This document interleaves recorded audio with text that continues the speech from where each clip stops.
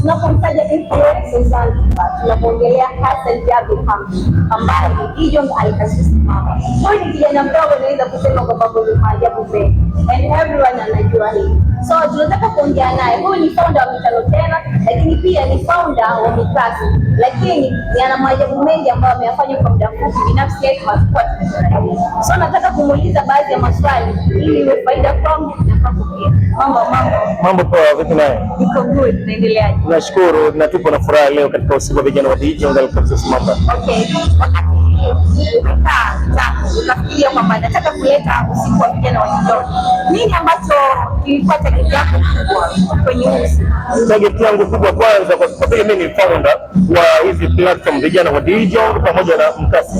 Nimeona kwanza ni kuweza kufarijiana na vijana wenzangu kwa kazi kubwa ambayo ilikuwa tayari imeshafanyika.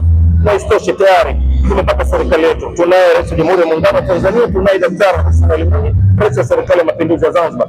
So ni faraja kwetu baada ya kutoka kwenye uchaguzi basi kuweza kuweka usiku wa vijana wa Djong ili tuje kufurahi pamoja na viongozi wetu. Hivyo. Okay.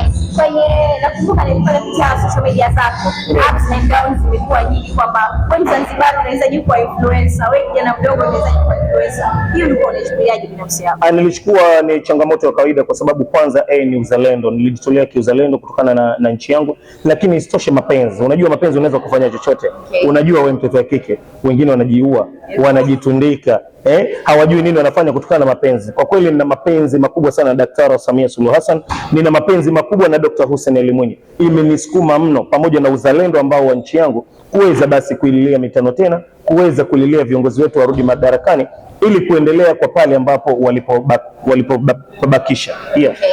Ni ajabu sana kumuona founder wa muda mfupi kwenye platform mbalimbali akawa ameenda usiku kama huu kwa ajili ya kusanya vijana kwa namna moja ama nyingine. Kuna vitu ambavyo nataka kuongea navyo, lakini nataka kujua kitu kimoja.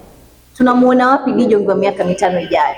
Yaani andaa nguvu za kutosha. Okay. Yaani Djong ni wa moto kwa sababu nina support kubwa kutoka kwa watu wangu. Nina support kubwa kutoka kwa wazee. Nina support kubwa kutoka kwa viongozi. Na hii haishi mpaka ishi. Ndiyo kwanza tumeanza. Support ipo kubwa, kwa hiyo watu wategemee makubwa sana na wategemee mazuri kutoka kwa platform ya vijana wa Djong. Na hii ndio inaenda. Okay, mimi nikwambie tu shukrani sana kwa time yako, by the way you look good. Yeah. Unajua nani alinipendezesha sasa? Tuambie basi. Mama Sadi huyo.